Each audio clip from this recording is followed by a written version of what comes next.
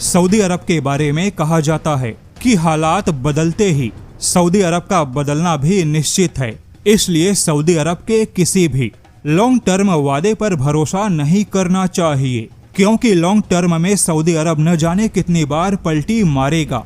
अब एक देश के तौर पे कुछ हफ्ते या कुछ महीनों में अपने पूरे नीतियों को ही पलट देना, यह काफी चौंकाने वाली बात है। वहीं अगर सामने कोई दुश्मन देश मौजूद है तो दुश्मन देश के साथ हाथ मिलाकर कभी नीतियां नहीं बनाई जाती, केवल कूटनीति का संतुलन बनाया जाता है। लेकिन सऊदी अरब के डर और घबराहट के बारे में क्या ही कहा जाए, क्योंकि ईरान अमेरिका युद्ध में सऊदी अरब ऐसा घबरा गया कि इसी सऊदी अरब ने उस तुर्की से हाथ मिलाया जिसे खुद सऊदी अरब ने हमेशा अपना विरोधी माना। जैसा कि आपको पता होगा, सऊदी अरब, तुर्की और पाकिस्तान के बीच में फाइनली इस्लामिक नेटो वाला गठबंधन बन गया, जिसे मक्का ज्वाइंट डिफेंस एग्रीमेंट का नाम दिया गया। लेकिन अब यहाँ पर ध्यान देना होगा, भारत विरोधी तुर्की और पाकिस्तान दोनों ही अब सऊदी अरब के सैन्य गठबंधन का हिस्सा हैं।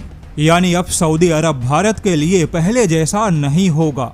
यहाँ पर अब तुर्की के शामिल होने से बहुत कुछ बदल गया, क्योंकि जैसे ही इन तीनों ही देशों का गठबंधन फाइनल हुआ, वैसे ही तुर्की और पाकिस्तान की मीडिया ने अपने हिसाब से इसका महत्व समझाया। जैसे कि तुर्की और पाकिस्तान की मीडिया ने इस गठबंधन के महत्व में सीधे तौर पे भारत को निशाना बनाया। तुर्की और पाकिस्तान की मीडिया ने कहा कि अब भारत की आक्रामक नीतियों पे लगाम लगाया जा सकता है। हालांकि यहाँ पर आपको बता दे, खुद सऊदी अरब ने इस सैन्य गठबंधन को ईरान और हुती विद्रोहियों के डर से बनाया। लेकिन तुर्की और पाकिस्तान की मीडिया ने फिलहाल किसी भी डिबेट या खबर में ईरान या हुती विद्रोहियों का नाम नहीं लिया, किंतु खबरों में उनके निशाने पर सीधे भारत है। यहाँ तक कि इस पूरे गठबंधन के बाद अब तुर्की अपने भारत विरोधी एजेंडे को भी सेट करने लगा। जैसे कि तुर्की के पूर्व राजदूत फिरात सुनेल ने कहा कि यह सैन्य गठबंधन मिडल ईस्ट एशिया में तुर्की के लक्ष्य को समय के साथ पूरा करेगा। यानी इस पूरे गठबंधन में तुर्की के शामिल होने से भारत और सऊदी अरब के रिश्ते बहुत ही ज्यादा प्रभावित होंगे।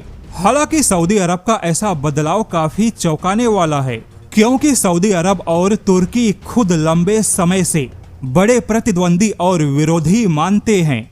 दोनों ही देशों के बीच में मुस्लिम देशों का खलीफा बनने की होड़ मची थी, किंतु ईरान और हुती विद्रोहियों का ऐसा डर पैदा हुआ कि सऊदी अरब उसी तुर्की से हाथ मिला बैठा जिसे उसने हमेशा अपना विरोधी माना।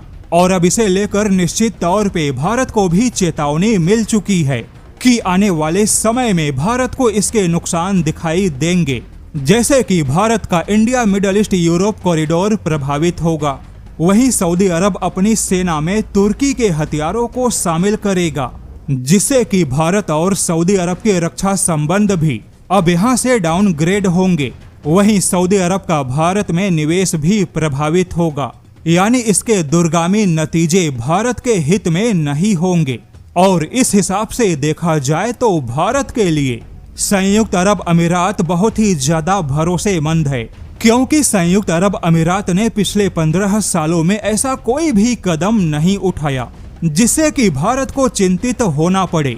किंतु इन्हीं 15 सालों में सऊदी अरब ने कई बार अपने नीतियों में बदलाव किया, और अब तो सऊदी अरब ने जिस प्रकार से तुर्की से हाथ मिलाया, 2026 से पहले इसके बारे में यकीनन किसी ने सोचा भी नहीं था।